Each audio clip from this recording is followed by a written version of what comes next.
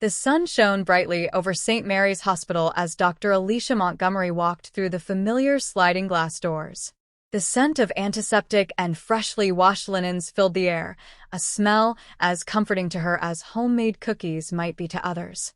At 42 years old, Alicia had spent nearly half her life in these halls, first as a medical student, then as a resident, and now as one of the most respected trauma surgeons in the city. Her white coat, slightly wrinkled from yesterday's 18-hour shift, bore the evidence of her dedication. A coffee stain near the pocket reminded her of the emergency surgery she'd performed before dawn. The badge around her neck displayed her smiling photo along with the words Dr. Montgomery, Chief of Trauma Surgery, in bold letters. This particular Wednesday afternoon found Alicia in the outpatient waiting area, reviewing charts before her next consultation. Around her, the hospital hummed with its usual rhythm. Nurses in colorful scrubs pushed medication carts down the hall. Volunteers guided elderly patients in wheelchairs.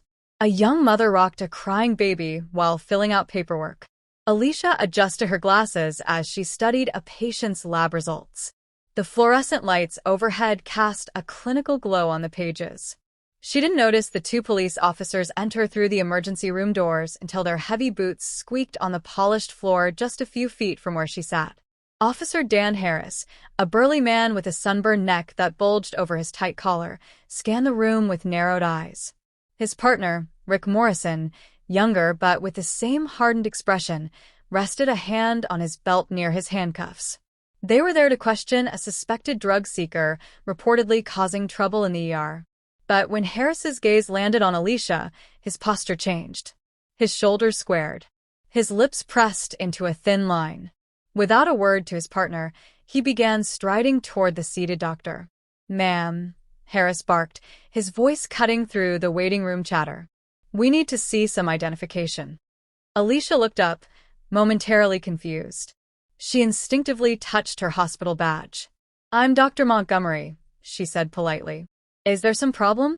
Morrison joined his partner, his eyes darting between Alicia and the clipboard in her hands. "We've had reports," he said, his tone implying she should already understand, "of someone matching your description stealing prescription pads." The air in the waiting area seemed to still. A nurse pushing a blood pressure cart paused mid-step. The receptionist's fingers hovered over her keyboard. Even the television playing daytime talk shows in the corner seemed to mute itself.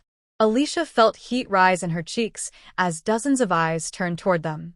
She stood slowly, keeping her movements calm and deliberate. "Officers," she said, her medical training helping her maintain an even tone, "there must be some mistake. I'm the head of trauma surgery here. You can check with administration if you'd like." Harris reached for her arm. "We'll do our checking down at the station." The cold metal of handcuffs clicked ominously in the sudden quiet of the room. As the officers led her away, Alicia heard a nurse gasp, "But that's Dr. Montgomery." The protest went ignored. The walk through the crowded hospital felt endless, every step amplifying her humiliation. Patients in gowns turned to stare. Colleagues froze in shock. The automatic doors slid open with their usual whoosh, but today they sounded like a prison gate closing. The bright sunlight outside did nothing to warm the chill that had settled in Alicia's bones as she was guided toward the waiting squad car. She kept her head high, but inside, questions swirled like a storm. How could this be happening? Why wouldn't they listen? And most importantly, what would happen when these officers discovered exactly who they'd just arrested? Little did they know, their careers were about to come crashing down in the most unexpected way possible. But that revelation would have to wait until tomorrow, when they'd come face to face with Judge Montgomery. The back seat of the police cruiser smelled of stale coffee and sweat, the vinyl seats sticky against Alicia's bare arms as the officers roughly guided her inside. The handcuffs bit into her wrists, the metal unforgiving as she tried to shift into a more comfortable position. Through the partition, she could see Officer Harris adjusting the rearview mirror, his eyes meeting hers for a brief moment before he looked away, as if suddenly ashamed of what he had done. The drive to the station was silent except for the crackle of the police radio. Alicia stared out the window, watching the familiar streets of her city blur past. She had driven these roads countless times, rushing to the hospital for emergencies, heading home after long shifts. Never had she imagined she would see them from the back of a police car, treated like a criminal. At the precinct, the booking process was a humiliating routine. Fingerprints, mugshots, the cold, detached questions from the desk sergeant who barely looked up from his paperwork. When Alicia again explained she was a doctor, he simply shrugged and said, "That's what they all say." The holding cell was worse, a concrete box with a metal bench and a toilet in full view. The air smelled of bleach and something more sour, something human and hopeless. Hours passed. Alicia sat perfectly still, her back straight, her breathing measured. She refused to let them see her break. Around her, other women came and went, some crying, some shouting, some so numb they barely responded to their names. A young girl, no older than 19, asked Alicia what she was in for. When Alicia told her, the girl just laughed bitterly and said, "Yeah, they do that a lot." Meanwhile, back at St. Mary's, chaos was unfolding. Nurses and doctors were frantically calling the police station, demanding to know why their chief of trauma surgery had been arrested. The hospital administrator, a stern woman who had known Alicia for years, stormed into the precinct waving security footage that clearly showed Alicia doing nothing but sitting quietly, reading patient files. It took until morning for the police to finally admit their mistake. No apology, just a gruff, "You're free to go." The cuffs came off, and Alicia rubbed her wrists, the skin raw and tender. A young officer, one who hadn't been involved in her arrest, handed back her belongings, her phone, her wallet, her hospital badge. He looked at the badge for a long moment before murmuring, "I'm real sorry about this, ma'am." Alicia didn't respond.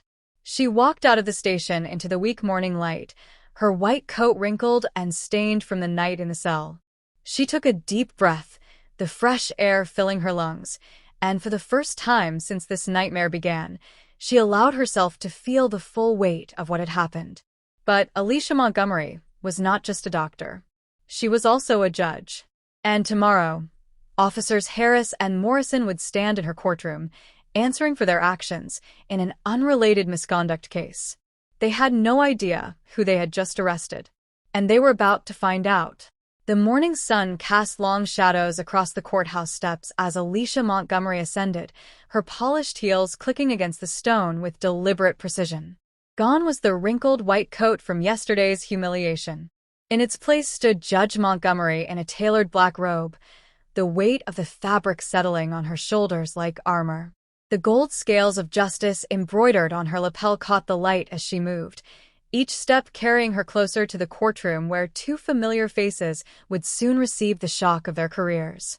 Inside the bustling courthouse, Officers Harris and Morrison lounged near the vending machines, sipping bitter coffee from paper cups.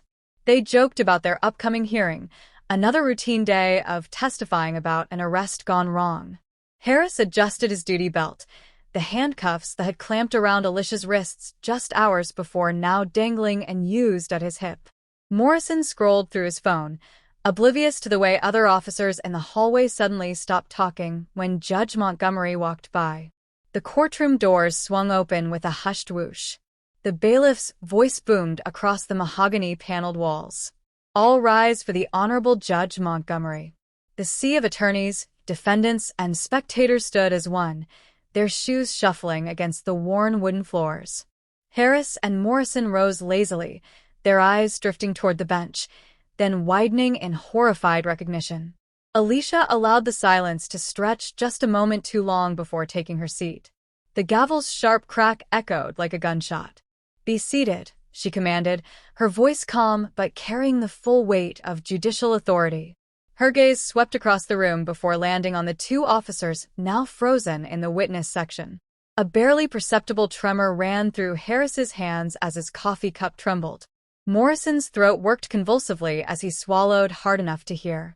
The case proceeded normally at first, a standard motion to suppress evidence in a drug case where the defendants claimed unlawful search. But when the prosecution called Officer Harris to testify, Alicia leaned forward slightly. "Before we continue," she interrupted, her tone deceptively mild, "this court has some concerns about the credibility of this witness." A projector hummed to life.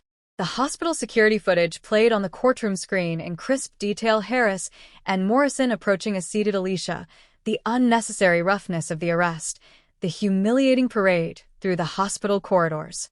Gasps rippled through the gallery. The defense attorney's pen clattered to the floor. Alicia steepled her fingers. Officer Harris, would you care to explain to this court why you felt qualified to testify about proper police procedure yesterday, when just hours earlier you violated nearly every tenet of constitutional policing? The silence that followed was so absolute they could hear Harris's rapid breathing through the courtroom microphone. Sweat bloomed across his forehead as his eyes darted between the damning footage and the implacable judge. Morrison sank lower in his seat, his uniform shirt darkening at the collar.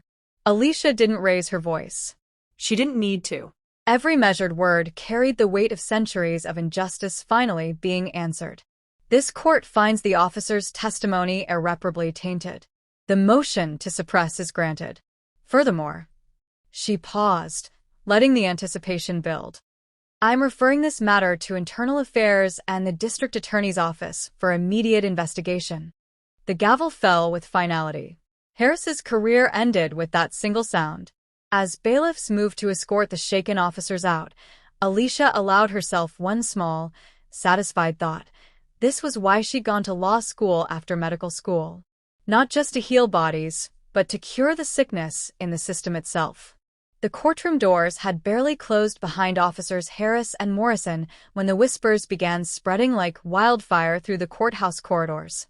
Reporters who had been covering routine cases suddenly found themselves with a much bigger story, their fingers flying across phone screens as they texted editors and producers. The hum of murmured conversations filled the marble hallways, bouncing off the high ceilings as lawyers and clerks exchanged shocked glances. Alicia remained at her bench long after the session ended, methodically organizing her notes, while the bailiff hovered nearby. The weight of what had just transpired settled over her shoulders, heavier than the judicial robe she wore. She had known this moment would come from the second those handcuffs clicked around her wrists, but now that it was here, she felt neither triumph nor satisfaction. Only the quiet certainty that justice had finally been served. Down at the police station, chaos erupted. Harris stormed through the precinct doors, his face flushed an angry red as he slammed his fist against a locker. Morrison trailed behind him, his usual swagger replaced by a pale, shaken demeanor. The other officers gave them a wide berth, some looking away in discomfort, others watching with barely concealed curiosity. The chief's door remained firmly closed, but everyone knew it was only a matter of time before Internal Affairs came knocking. By evening, the story had exploded across local news channels. Camera crews camped outside both the courthouse and the police department, their bright lights cutting through the gathering dusk. News anchors repeated the same shocking headline, "Respected judge revealed as victim of police profiling." Social media erupted with outrage, the hospital security footage going viral within hours. Community leaders demanded accountability. City officials scrambled to schedule press conferences. Alicia sat in her quiet home office, the glow of her laptop illuminating tired eyes as she scrolled through the headlines. Her phone had been buzzing nonstop with calls from colleagues, reporters, even old friends from medical school. She ignored them all for now, instead focusing on the email from the state judicial board requesting her official statement. Her fingers hovered over the keyboard as she carefully composed her response, each word measured and precise. Meanwhile, in a dimly lit bar across town, Harris nursed a whiskey while scrolling through news articles on his phone. With each new headline, his grip tightened around the glass. Morrison sat across from him, uncharacteristically quiet, staring into his beer like it held answers. The bartender kept glancing their way, clearly recognizing them from the evening news. Back at the courthouse, preparations were already underway for the disciplinary hearings that would follow. Case files were being pulled, witness lists compiled. The district attorney's office released a statement announcing a full review of every case Harris and Morrison had touched in their careers.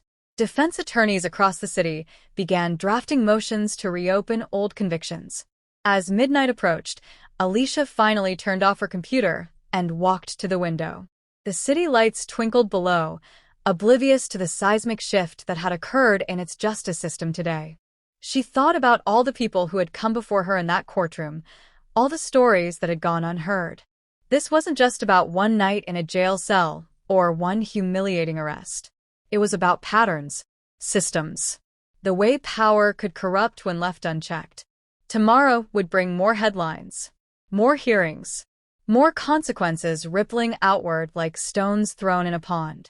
But for tonight, there was only the quiet satisfaction of knowing that sometimes, against all odds, the system could still correct itself.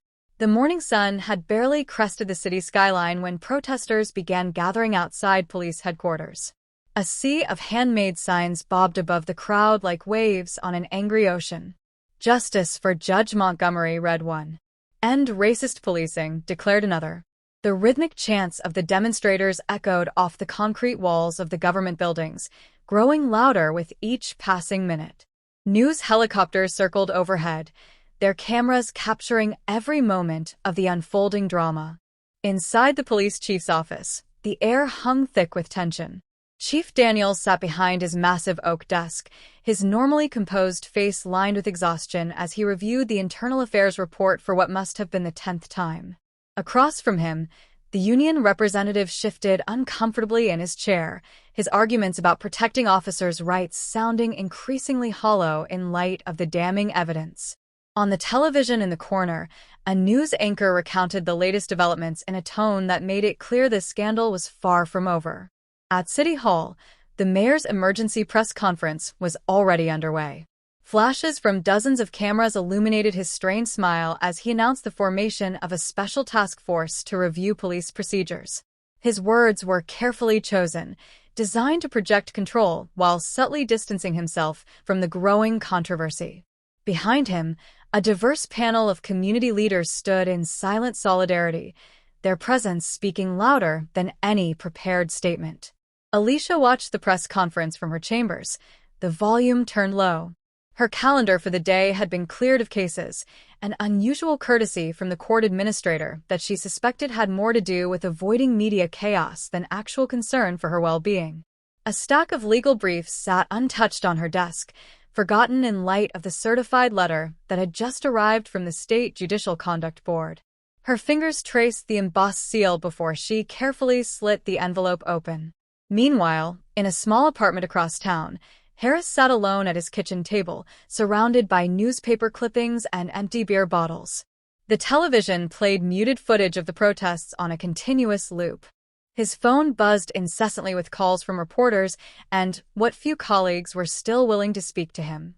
With trembling hands, he scrolled through his bank app, calculating how long his savings might last if the inevitable termination came through. Morrison, on the other hand, had chosen a different path. His early morning meeting with internal affairs investigators had stretched well into the afternoon. The recording device on the table between them captured every word of his startling confession, his voice barely above a whisper as he detailed years of questionable arrests and fabricated probable cause.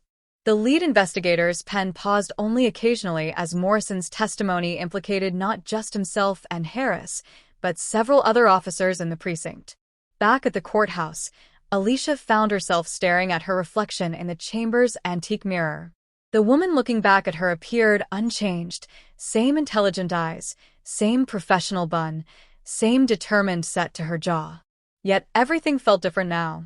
The robe hanging on the door behind her seemed heavier somehow, weighted with new responsibility. The gavel on her desk gleamed under the fluorescent lights, its power now proven beyond any doubt.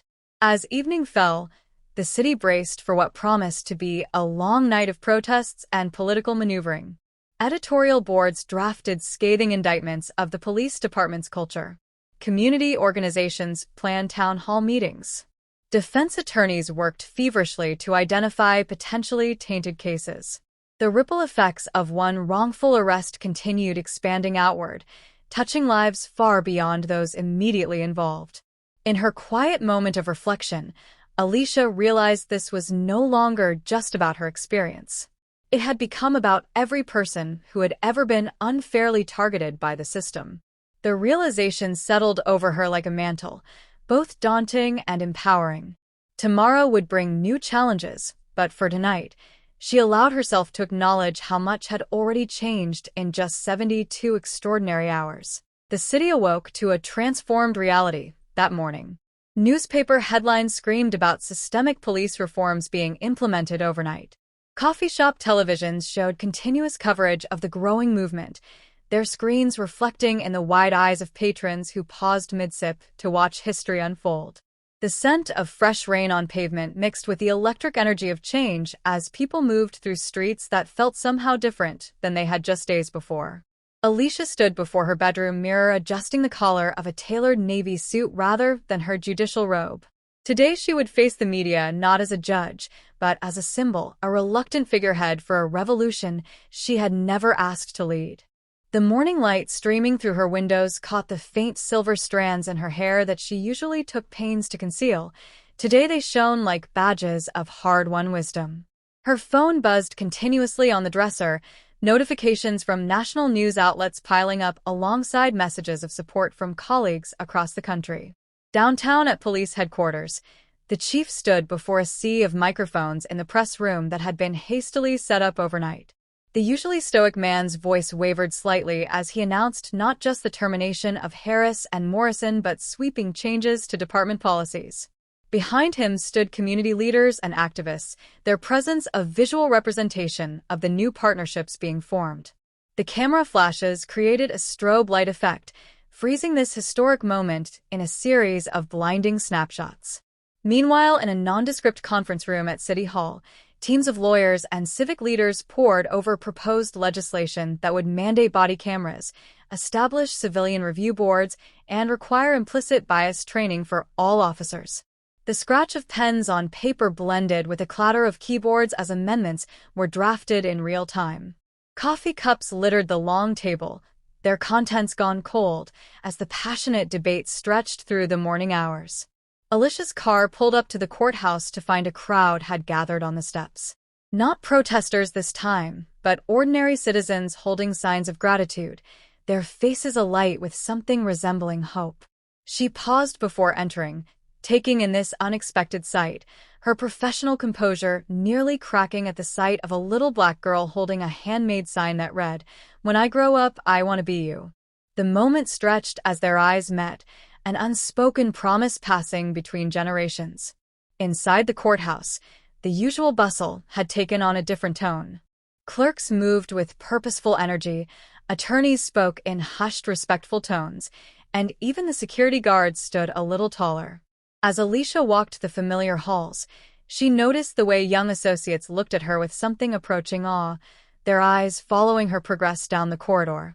The weight of being a living precedent settled on her shoulders, but instead of bowing under it, she found herself standing straighter. In a small interrogation room across town, Harris sat across from his lawyer, the once proud officer now reduced to a shell of his former self. The attorney slid a plea agreement across the table, its terms harsh, but perhaps better than he deserved. As Harris reached for the pen, his hand shook so badly he had to steady it with his other one. The scratch of his signature seemed deafening in the quiet room, the sound marking not just the end of his career, but potentially the beginning of real accountability for countless others. Back at the courthouse, Alicia entered her chambers to find an unexpected visitor waiting. The Chief Justice of the state Supreme Court rose from the chair by her desk, his expression unreadable. The two jurists stood facing each other in silence for a long moment before he extended his hand and spoke words that would change the trajectory of her career forever. Outside the window, the city continued its daily rhythms, unaware that in this quiet office, another seismic shift in the justice system was taking place. As the sun reached its zenith, casting sharp shadows across the courthouse steps, Alicia emerged to deliver the statement that would be replayed on news channels across the nation. Her voice never wavered as she spoke of justice, accountability, and most importantly, hope. The cameras captured every word, but what they couldn't capture was the quiet revolution happening in hearts and minds across the city, one sparked by a single act of courage that had grown into a movement no one could ignore. The golden morning light filtered through the stained glass windows of the state Supreme Court chamber, casting prismatic patterns across the marble floors. A hushed silence filled the grand room as the Chief Justice adjusted his spectacles and prepared to administer the oath. Alicia Montgomery stood tall, her right hand raised, her left resting on a Bible held by her beaming mother.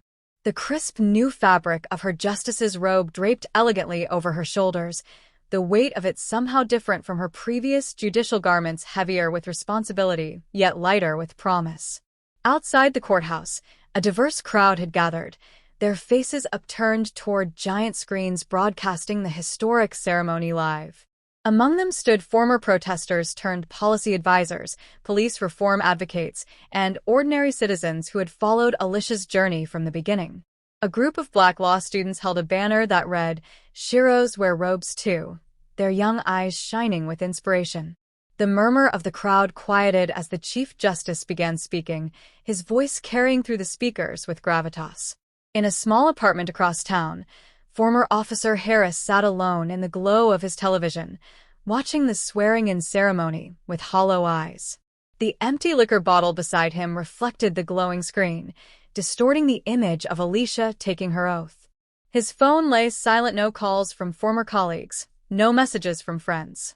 The once proud officer now lived in the shadow of his own making, a cautionary tale playing on loop in his mind. Meanwhile, in a modest suburban home, Morrison sat at the kitchen table with his wife and children, watching the same broadcast. His daughter, a bright-eyed high school senior, turned to him with questions about why this moment mattered. As he struggled to find words that could explain his role in this story without breaking her heart, Morrison realized this was his true punishment, having to either lie to his child or admit his failures. The truth stuck in his throat like dry bread. Back in the Supreme Court chamber, Alicia turned to face the assembled guests after taking her oath. Her gaze swept across the room past fellow justices, political leaders, and community advocates coming to rest on a group of young Black girls specially invited for this occasion. Dressed in their Sunday best with carefully braided hair, they watched her with rapt attention, seeing for the first time what they too might become. Alicia's voice held steady as she delivered her acceptance speech, but those closest to her could see the moisture glistening in her eyes when she spoke about the weight of this moment for all the little girls who would never doubt their place in halls of power again. As the ceremony concluded and the crowd erupted in applause, cameras captured a telling moment, Alicia pausing to run her fingers over the engraved nameplate at her new courtroom door. The sunlight caught the freshly polished brass as it announced, "Justice Montgomery," to the world. The simple act of touching those letters seemed to ground her, connecting the woman she had become with the girl she once was, the one who dared dream this impossible dream. Across the city, in hospitals and schools, in community centers and churches, people gathered around screens large and small to witness this turning point. Teachers paused lessons to watch. Office workers crowded around break room televisions. Even the officers at the newly reformed police precinct stopped their briefing to observe the moment. The image of Alicia taking her place on the highest court in the state became more than a news story. It became a cultural touchstone, proof that systemic change was possible. That evening, as the celebration dinners wound down and the news crews packed up their equipment, Alicia found herself alone at last in her new chambers. The moon cast silvery light through the towering windows as she sat at her desk, fingers tracing the grain of the centuries-old wood. In the quiet, she allowed herself to reflect on the extraordinary journey from hospital arrest to Supreme Court justice. The memory of handcuffs biting into her wrists seemed both a lifetime ago and just yesterday. Somewhere in the city, a young Black girl lay in bed staring at the ceiling, her mind racing with new possibilities after watching the day's events. In a modest apartment, a reformed officer tucked his children into bed, vowing to teach them better values than he had once lived. And in the hallowed halls of justice, a new era dawned with the simple turning of a page in the court's ledger, where the name Montgomery would forever change what it meant to wear the robe. The gavel had fallen. The sentence had been served, and justice, true justice, had finally prevailed. The end.